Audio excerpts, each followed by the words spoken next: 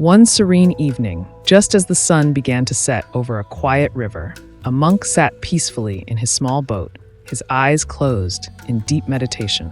The water was calm, barely a ripple breaking the surface, and the only sounds were the distant calls of birds and the gentle rustling of trees on the shore. The monk loved to meditate here, floating in the center of the river, enveloped by the soft embrace of nature.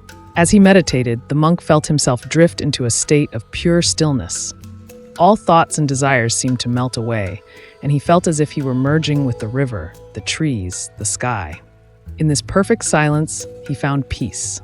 Suddenly, the monk was jolted out of his meditation by a loud thud. His boat rocked violently, and his calm dissolved instantly into a flood of anger. He opened his eyes, and his heart filled with frustration. Someone had carelessly crashed their boat into his. He looked around, ready to rebuke the person who had disturbed his peace.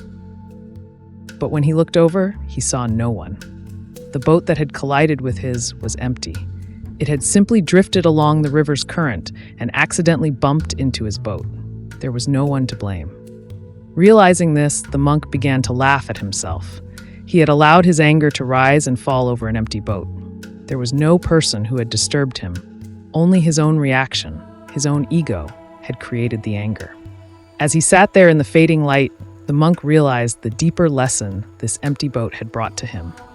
Just as the boat was empty, so too were many of the things in life that triggered his emotions. Most of his anger, his pride, his impatience, they were like empty boats, drifting toward him without purpose, with no intention to harm. Yet, by holding on to his own sense of self-importance, he would allow his ego to flare up, causing suffering and frustration over nothing.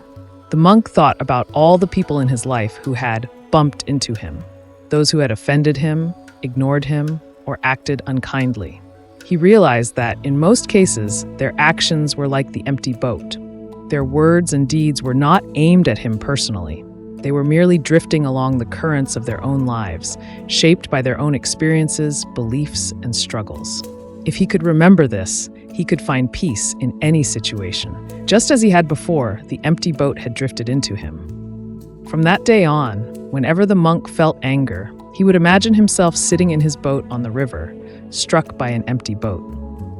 This simple image reminded him to let go of his ego, to release his attachment to the idea that others' actions were aimed at him.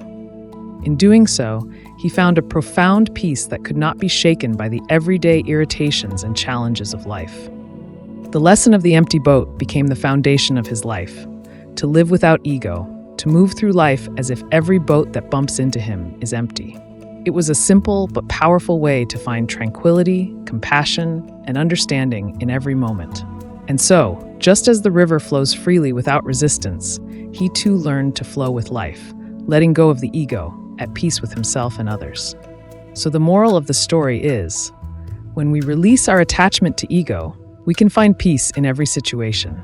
Often, our reactions are shaped by our sense of self-importance, leading us to feel anger, pride, or frustration. By imagining every conflict as an empty boat, we can learn to let go of these reactions and live with compassion and calm.